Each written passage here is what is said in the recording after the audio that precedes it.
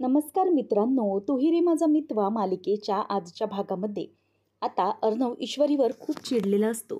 त्यामुळे तो खाली आल्यावर त्याला लगेच अंजली आवाज देते, चिंटू मला जरा तुझ्याशी बोलायचं आहे. तेव्हा तो म्हणतो की मी सिंदरच्या बाजूने काही बोलायचं असेल तर अजिबात बोलायचं नाही. तेव्हा मग ती म्हणते की अरे चिंटू पण माझं ऐकून तरी घे. पण तेवढ्यातच बाहेरून आत येऊ का म्हटलं असा एक आवाज येतो आणि सुप्रिया आलेली असते, ईश्वरीची आई. तेव्हा आता तिला पाहिल्यानंतर सगळे खुश होतात. अरे तुम्ही या ना, या आतमध्ये या.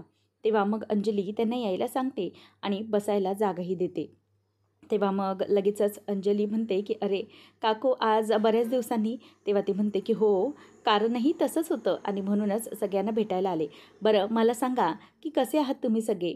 तेव्हा मग सगळेजण म्हणतात की हो आम्ही मस्त आहोत, तुम्ही कसे आहात. तेव्हा ती पण म्हणते की मी पण एकदम मस्त व्यवस्थित. तेव्हा मग ती म्हणते की ॲक्च्युली माझं इथे येण्यामागचं कारणच वेगळं होतं. बरं इशू कुठे आहे, कामात आहे का. तेव्हा लगेचच आता अंजली म्हणते की नाही आहे, ती तिच्या खोलीत आहे. थांबा आवाज देते हां. तेव्हा मग आता लगेचच ईश्वरीला ती आवाज देते की ईश्वरी अगं पाहिलंस का कोण आलं आहे, ये लवकर खाली. तेव्हा ईश्वरी आता खाली येते आणि खाली आल्यानंतर ती आई तू असं म्हणून तिला अगदी लाडानेच मिठी मारते. अगोदर अर्णवमुळे ती खूप हर्ट झालेली असते आणि आईला समोर पाहिल्यामुळे ती आणखीनच अगदी मस्त म्हणजे आणखी इमोशनल होते आणि ती आईला मिठी मारते आणि रडू लागते. तेव्हा मग रडल्यानंतर सुप्रिया विचारते की काय गं बाळा, काय झालं, तुझ्या डोळ्यात पाणी का आलं. तेव्हा ईश्वरी म्हणते की ते काही नाही गं, बऱ्याच दिवसानंतर तुला पाहिलं, तुला भेटले ना, म्हणून जरा इमोशनल व्हायला झालं. तेव्हा असं म्हटल्यावर इथे आता अंजलीचा चेहरा मात्र बारीक होतो. तिला माहीत पडतं की ईश्वरीच्या डोळ्यात पाणी का आलं आहे. ईश्वरी विचारते की आई मला सांग, अचानक तू कसं येणं केलंस. तेव्हा सुप्रिया म्हणते की मला माहीतच होतं की माझ्या मुलीच्या लक्षात येणार नाही. लग्न झाल्यानंतर माझी मुलगी तिच्या संसारात इतकी रमली आहे ना की तिला काहीच कळत नाही आहे, म्हणजे काय आहे आणि काय नाही. माहेरचं सगळं विसरून गेली ती. तेव्हा ईश्वरी म्हणते की आई अगं काय बोल ना. तेव्हा आता लगेचच आई म्हणते की अगं आमची ॲनिव्हर्सरी नाही का बाबांची आणि माझी. तेव्हा आता ती म्हणते की 12 खेडेर. मी कसं विसरले, माझ्या एव्हाना लक्षात होतं पण मी यावेळेला नेमके विसरले. तेव्हा मग ती म्हणते की काही हरकत नाही गं इशू, तू बिझी आहेस मी समजू शकते आणि म्हणूनच मला त्यासाठीच सगळ्यांना आमंत्रण द्यायचं आणि म्हणून मी इथे आले. असं म्हटल्यावर आता ईश्वरी म्हणते की हो सगळेजण नक्की येणार. तेव्हा मग लगेचच हे झाल्यावर सुप्रिया म्हणते की काय आहे ना, तुम्हा सगळ्यांना लग्न झाल्यानंतर मी जेवणासाठी आमंत्रण देणारच होते पण कधी तसा योग येत नव्हता. पण आता मात्र छान योग जमून आला, म्हणूनच सगळ्यांनी आग्रहाने जेवायला यायचंच बरं का. सगळ्यांनी यायचं आहे, सगळ्यांसाठी आमंत्रण आहे. तेव्हा मग ईश्वरी म्हणते की हो माझ्या आईने इतकं लाडाने आमंत्रण दिले तर सगळ्यांना यावं लागेल हां. तेव्हा मामा म्हणतो की हो नक्की येणार, तुम्ही काळजी करू नका ताई. तेव्हा मग सगळे खुश होतात. त्याचबरोबर अंजली म्हणते की हे बघा ईश्वरीची आई म्हणजे ना मला अधूनमधून मळमळत असतं, थोडा त्रास होत असतो. हे सगळेजण येतील पण माझं काही नक्की नाही आहे. मला बरं वाटलं तर मग मी नक्की जमवेन, असं अंजली बोलत असते. त्यानंतर मग आता लगेच सुप्रिया म्हणते की बरं मामा तुम्ही आणि आकाश सर तुम्ही आणि अर्णव अर्णव तुम्ही पण सगळेजणांनी यायचं आहे बरं का. तेव्हा सगळे हो हो नक्की येऊ असं म्हणतात. तर ईश्वरी म्हणते विचार करते की आई मी एक काम करते, तू आता निघशीलच ना, मग मी तुझ्यासोबत येऊ का 2 दिवस, म्हणजे कसं आहे ना ॲनिव्हर्सरीची तयारी करायला. तेव्हा आता हे ऐकून सुप्रिया पण खुश होते आणि ती म्हणते की चालेल, जर तुला आवडत असेल तर तू नक्की येऊ शकतेस, काहीच प्रॉब्लेम नाही आहे. पण घरच्यांना बघ कसं काय ते. तेव्हा आता लगेचच ईश्वरी अंजलीला म्हणते की ताई मी 2 दिवस आईकडे जाते म्हणजे तयारी करण्यासाठी ॲनिव्हर्सरीची, काही हरकत नाही आहे ना, असं विचारते. त्यावर आता अंजली बोलते की हो अगं काही हरकत नाही ईश्वरी, जर तुझी इच्छा असेल ना आईकडे जाण्याची तर तू जाऊ शकतेस, काहीच प्रॉब्लेम नाही आहे आणि तुझी इच्छा असेल तर तू जा. तेव्हा ईश्वरी म्हणते की आलेस हा आई, मी बॅग भरून ईश्वरी निघून जाते. अर्णवच्या लक्षात येतं की मिस इंदौर मी बोलले म्हणून खूप हर्ट झाली आणि म्हणूनच ती माहेरी जायला निघाली. तेव्हा इथे आकाश आणि अंजली दोघंही अर्णवकडे बघत असतात, कारण की तिची म्हणजेच जी इच्छा असते ती अर्णवने खरंच तिला खूप हर्ट केलेलं असतं. नंतर मग आता लगेचच हे झाल्यावर सुप्रिया म्हणते की बरं आकाश सर तुमची आई म्हणजे तुमची जी आई आहे ती कुठे आहे. तेव्हा त्या भेटल्या नाही आहे लग्न झाल्यापासून कधीच. तेव्हा आता लगेचच तो म्हणतो की थांबा मी ना मॉमला बोलावून आणतो. तेव्हा आकाशला ती म्हणते की नको हरकत नाही, हो त्यांचा पाय दुखतोय, त्यांना बरं नाही आहे ना, या उलट मीच येते त्यांना भेटायला त्यांच्या खोलीत, काही हरकत नाही ना. आकाश म्हणतो की अरे काकू नो प्रॉब्लेम, चला तुम्ही माझ्यासोबत चला. तेव्हा मग त्या दोघे गेल्यानंतर अंजली म्हणते की मामा, ईश्वरी जाते ना याचा अर्थ ती चिंटूवर खूप चिडली आहे ना म्हणून ती जाते. तेव्हा मग मामा म्हणतो की हो गं, मला पण समजलं आणि काहीच हरकत नाही आहे. कसं आहे ना, नवरा बायकोंमध्ये अशी ही लुटूपुटीची भांडण होत नाहीत ना, रुसवाफुगी होत नाही ना, तोपर्यंत त्यांचं नातं काही घट्ट होत नसतं बघ.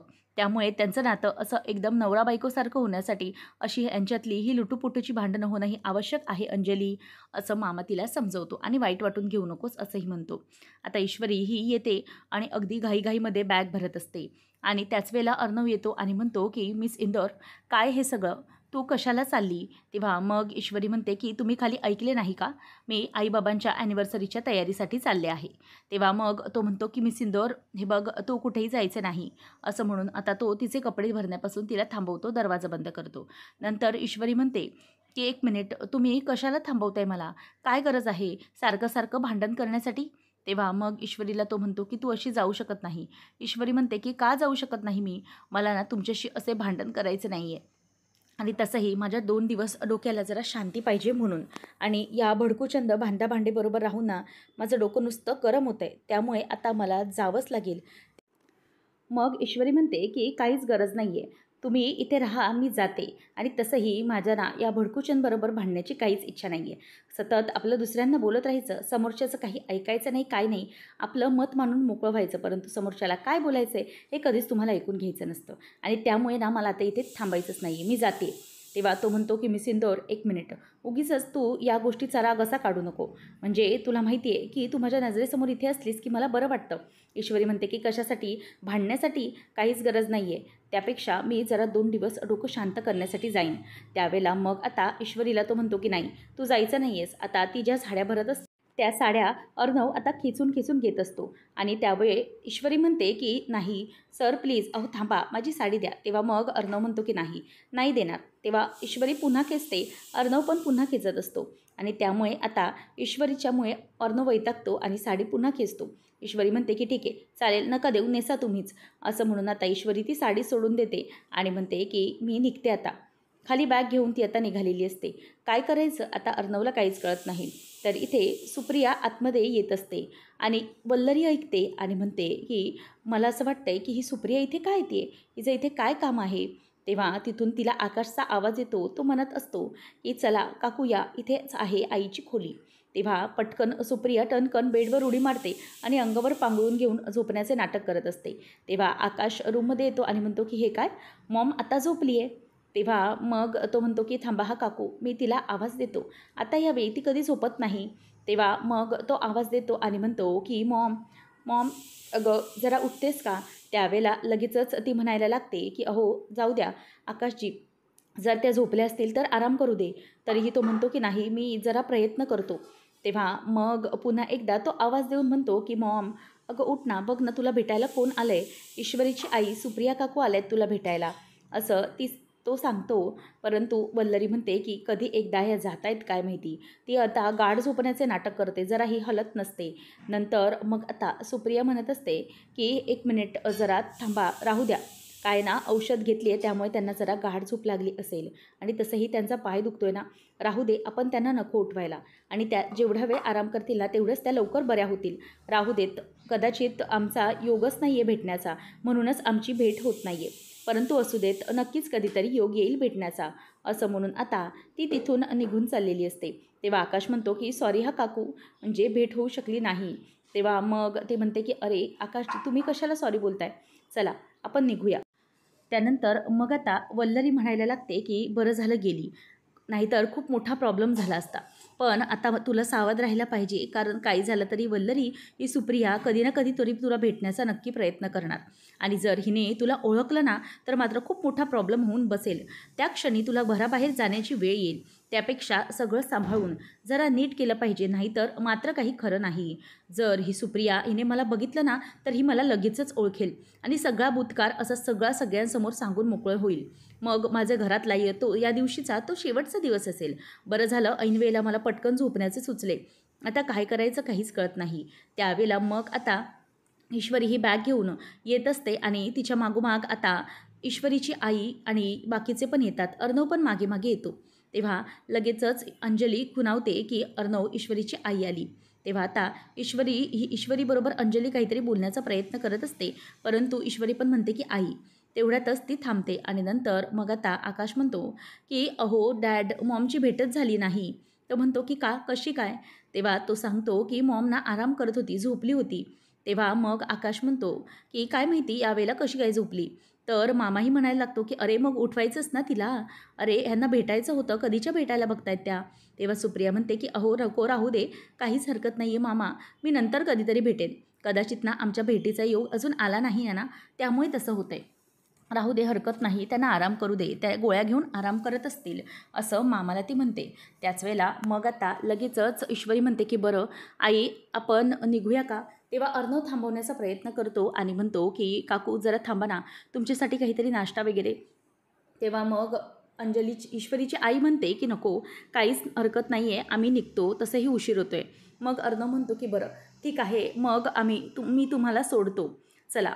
त्यावेळेला आता लगेच ईश्वरी म्हणते की नको आई, आपण ना रिक्षेने जाऊया, कारण की आपल्याला मार्केटमध्ये जरा काही सामानाची खरेदी करायला लागेल ना थांबून, त्यामुळे मग आपण रिक्षानेच जाऊया, असं ती आता सांगते. त्यानंतर मग ईश्वरीची आई म्हणते की हो अगं बरोबर, बरं आपण आता निघूया, असं म्हणून ते निघत असतात.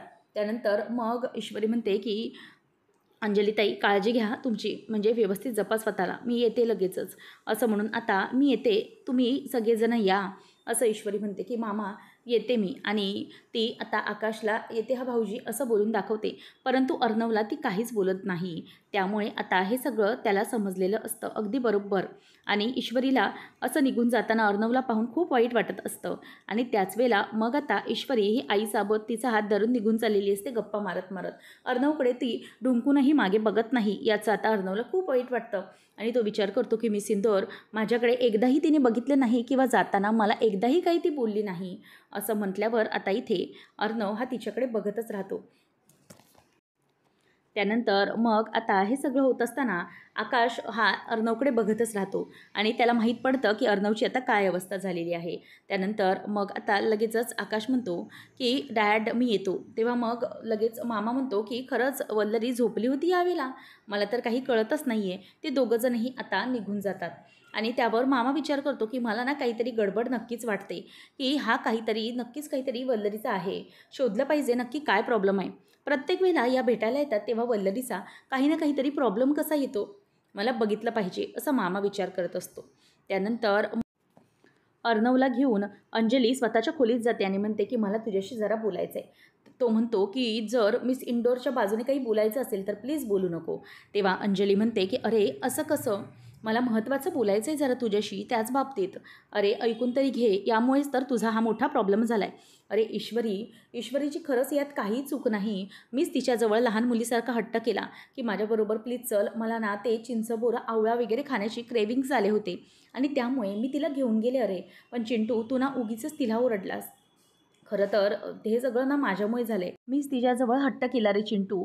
आणि ती मला म्हणत पण होती की मी सरांना सांगून येते, अर्णव सरांना. माझा मोबाईल पण नाही बरोबर.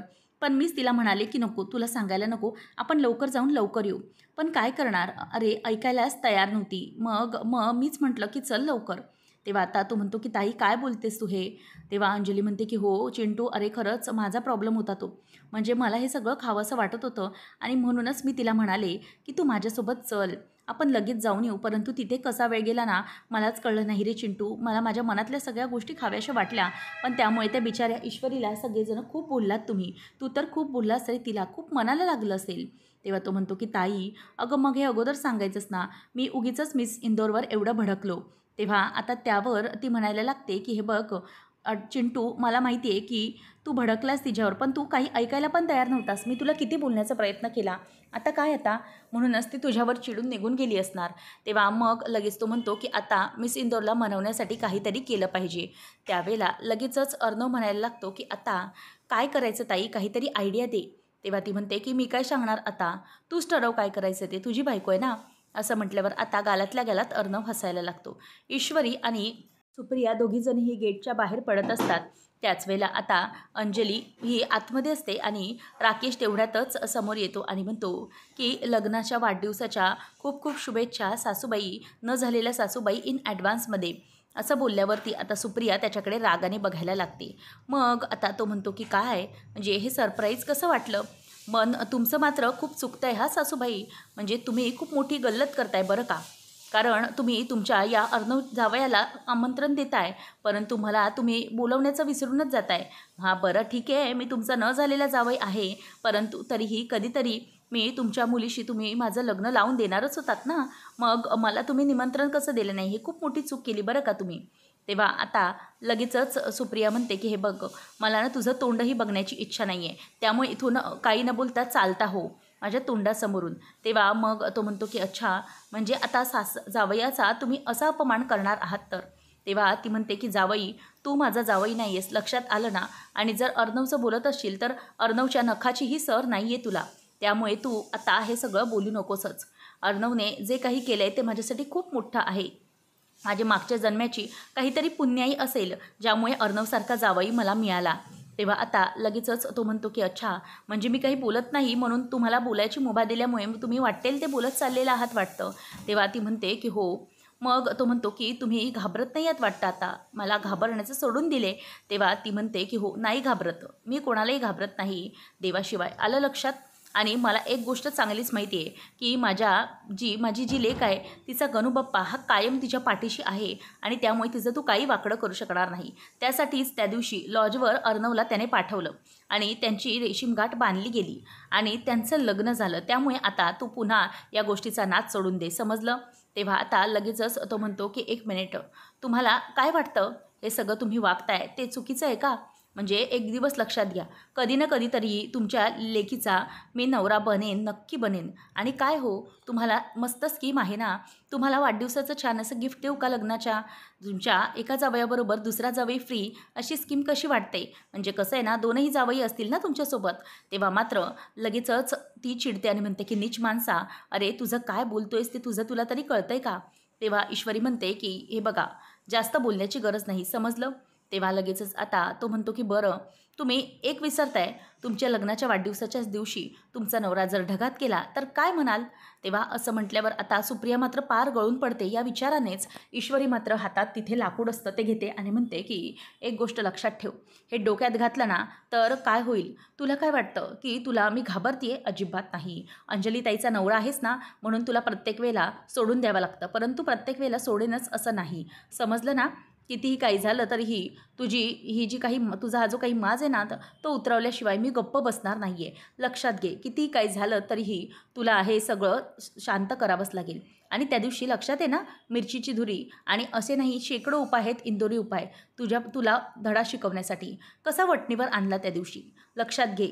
जर पुन्हा हे केलंस ना तर डोक्यात घालेन, समजलं? असं म्हणून आता ती तिथून रागाने निघून जाते.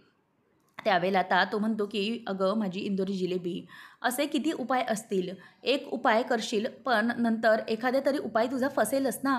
मग त्यावेळेला काय करशील? त्यावेळेला तुला यावंच लागेल या राकेशजवळ, राकेशची बायको बनून.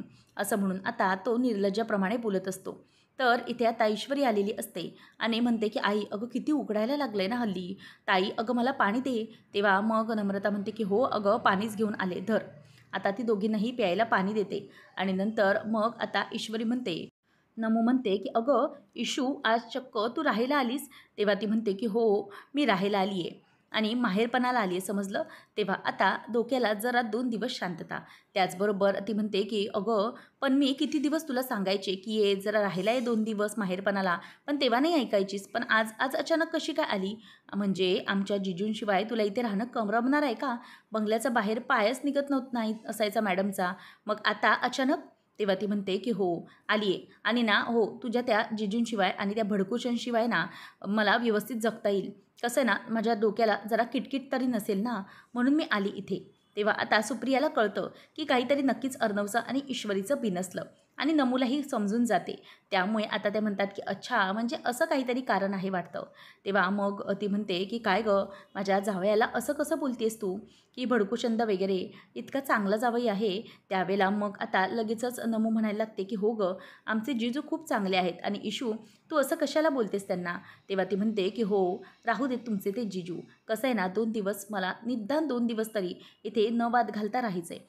आणि किती काय झालं तरीही आता ना मला तर डोक्याला तापच नको आहे, जाऊ दे सगळं, असं ईश्वरी बोलायला लागते आणि म्हणते की कंटाळा आला होता मला नुसतं त्या किटकिटीचा, नुसती ती बडबड, नुसतं समोरच्याला ऐकवणं आणि दुसऱ्यांचं काही न ऐकून घेणं, हेच सगळं चालू असतं. त्यामुळे मला ना अजिबातच आवडत नाही हे सगळं. तेव्हा आता सुप्रिया म्हणते की अगं असं काय बोलतेस काय तू, अर्णवबद्दल खूपच चुकीचं बोलतेस तू. तेव्हा ईश्वरी म्हणते की आई अगं राहू देचा तू, मला आता 2 दिवस फ्रीली जगायचे, मस्तपैकी ॲनिव्हर्सरीची तुमची तयारी करायची, अगदी आनंदात राहायचे, 2 दिवस डोक्याला नो ताप, असं म्हणून ती खूप खुश होत असते. तेवढ्यातच तिथून आत येऊ का काकू असा आवाज येतो आणि तिथे अर्णव आलेला असतो.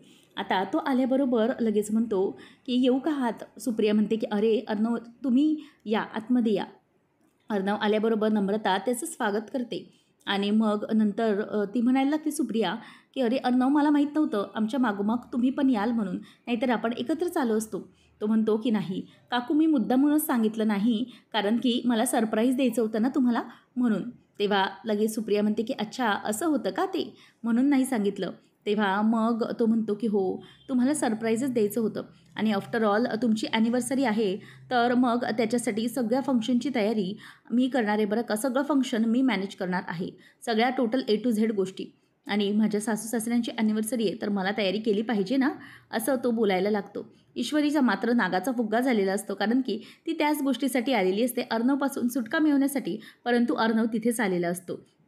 तेव्हा आता लगेचच नम्रता म्हणते की जीजू खरंच बरं झालं तुम्ही आलात, आता ना खरंच खूप मजा येणार आहे. तेव्हा मग ईश्वरीला ती म्हणते की जरा प्लीज बाजूला होतेस का. ईश्वरीला ती बाजूला करते आणि मग खुर्चीवरती ती अर्णव बसतो. तेव्हा आता त्याचबरोबर लगेचच नम्रता म्हणते की थांबा जीजू मी तुम्हाला पाणी आणून देते. आता ती पाणी आणण्यासाठी तिथे जाते आणि अर्णवकडे रागानेच ईश्वरी बघायला लागते. त्याच वेळेला आता नमू आणि आई म्हणत असतात की तुम्ही सांगा काय स्पेशल खाणार आहात. सुप्रिया पण म्हणते की हो एरवीचं स्पेशल म्हणजे एवढं काही नसतं, पण आज काय खायचं आहे ते सांगा. स्पेशल वेगळं काही असेल, गुलाबजामुन, रबडी, जिलेबी, बाकी काही गोष्टी असतील तर त्या सांगा. तुम्ही काही स्पेशल डिश असेल तर तुम्ही बनवू शकते आणि तुम्ही संकोच करू नका बरं. त्यावेळेला आता लगेचच अर्णव म्हणायला लागतो की तसं नाही, संकोच कोणत्याच बाबतीत करत नाही आहे, पण नको ना आता इतक्यात काही नको, काय ना माझा ब्रेकफास्ट झाला आहे, असं तो बोलतो. ईश्वरीला आता खूप चिड येते. ती विचार करते की इथे माहेरपणाला मी आले, पण यांची खातिरदारी चालली आहे, मला कोणी विचारतच नाही आहे. ईश्वरी म्हणते की आई हे बरोबर नाही हां, म्हणजे मी माहेरपणाला आली आहे तर तुम्हाला काय खायचं हे विचारण्याचं सोडून तू त्यांनाच विचारतेस की काय खायचं आहे म्हणून, हे बरोबर नाही आहे. तेव्हा मग सुप्रिया म्हणते की अगं हो इशू तूही सांग मला काय खायचं आहे, मीही देईन तुला बनवून, तुला काय खायचं आहे ते.